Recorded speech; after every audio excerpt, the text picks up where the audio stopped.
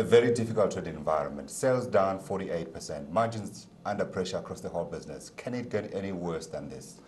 Well, I suppose it can still get much worse than this. I think specifically for the company, we've had a solid performance the first 6 months.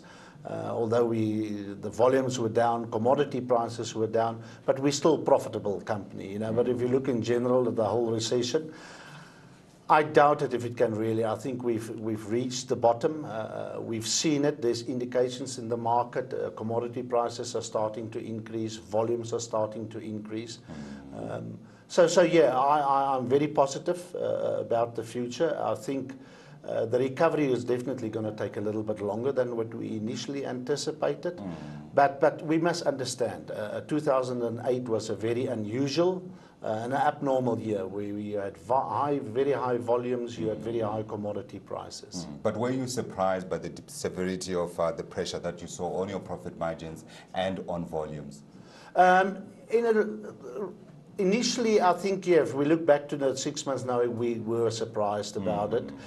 We didn't anticipate, based on the commentary that was going around in the market, that South Africa will not be that much affected compared to the rest of the world. Sure, we were slightly surprised, I think, but one thing that we managed to achieve extremely well is to manage our working capital.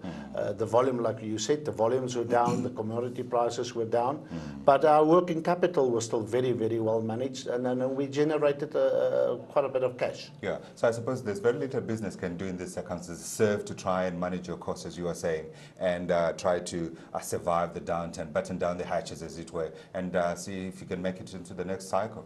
Yeah, definitely so. And I think, we are very well placed to take benefits out of the next 6 months of this year, although it's still going to be tough. But there is definitely going to be opportunities. We've seen some indications what's happening in Zimbabwe, in the rest of Africa, sort of thing. So I'm very positive that this year is definitely, and there is indications that things are changing. Indeed, all the macro numbers that we have seen are suggesting an upturn in things, but some people are warning that it may be a double-dip recession. In other words, we go quickly up and then we quickly go down again, and then hopefully find some rank that we cling on to and climb up steadily. But just looking back over those results, if we can just go through the divisions, the calculations I made suggested a drop of 71% in sales for your foundry division. I don't know, that was the steel division. Yes. And 59% for the foundry division. Those were the worst affected of your business? Yeah, I think the three divisions that were the worstly affected was obviously the steel division, purely because the volumes weren't there in the commodity prices. Right. The same with the foundry division.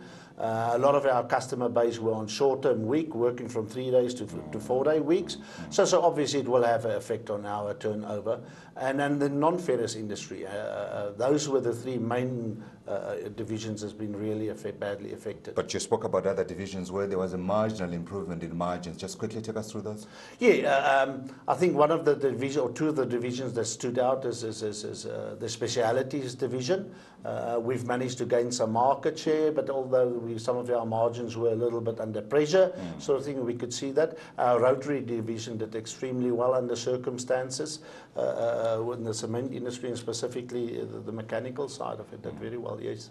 Let's talk about the green shoots that everyone is talking about. I guess you were telling me earlier on you have started seeing those. Where are those, and just how firm are they? Well, we've seen, like I said, we've seen volumes increases. We've seen commodity prices increase. I mean, this morning we've heard about copper. That's sort of the highest in quite about a year. It's gone up by 80%. Nickel prices has gone up. Ferromanganese has gone up. Ferrochrome prices for the last quarter has increased. So I think, from the steel side, and as you said, is this a bubble that can burst again? Is it people stocking up? It's very difficult to anticipate. What's your take? Is it a bubble? I don't believe it. I honestly don't believe it. I think it's people that's busy placing themselves to get ready. But like I said, the recovery is going to be take a little bit longer than anticipated. But I don't believe it's a bubble that's going to burst. Pieter Schutte is the man on the ground, and we have to believe him. He's the CEO of Insimbi.